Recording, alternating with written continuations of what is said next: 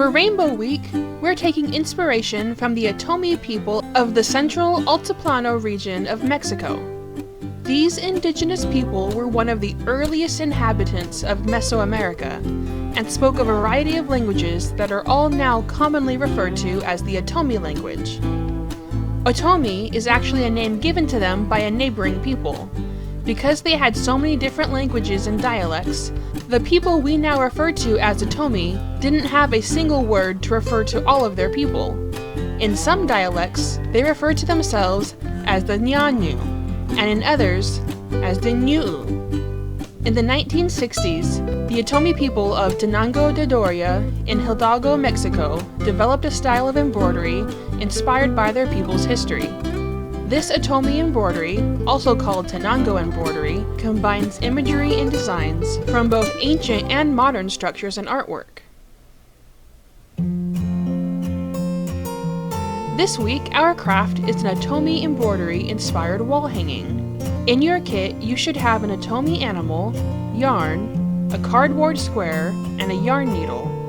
You'll color in your animal, make yarn tassels, and string it up with the extra bit of yarn. The first step is to color in your animal. You can use crayons, markers, paint, or anything else you have on hand. Try to use a mix of bright colors. When you're done, cut your animal out of the paper with scissors.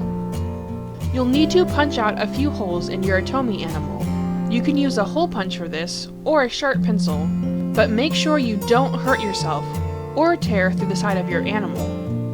Create 2 small holes near the top to hang your animal from, and 3 more at the bottom to hang your tassels from. To create a yarn tassel, grab your cardboard square and one end of your large skein of yarn. Wrap the yarn around your cardboard square about 30 times, but no more than 35 times. Make sure to keep count as you're wrapping.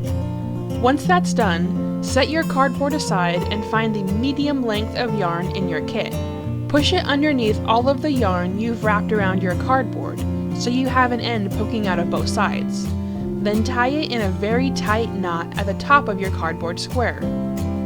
Carefully cut the looped yarn at the bottom of your square. Now you should have a bunch of yarn tied together by a separate piece of yarn, which your tassel will hang from. Hold the tassel ties one way and the rest of the yarn all down the opposite way to make your tassel shape. You're going to make one more knot around your bunch of yarn using the small length of yarn in your kit.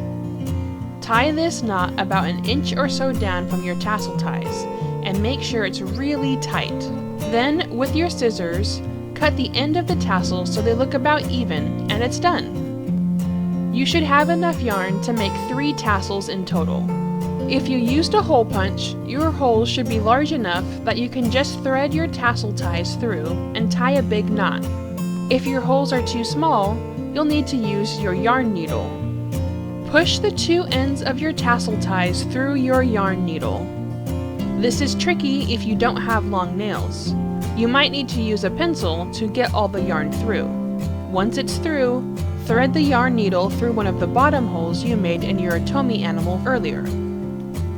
Pull your tassel ties out of the yarn needle and make a big knot on the other side of the paper to hold the tassel in place. Do this 2 more times with your other tassels.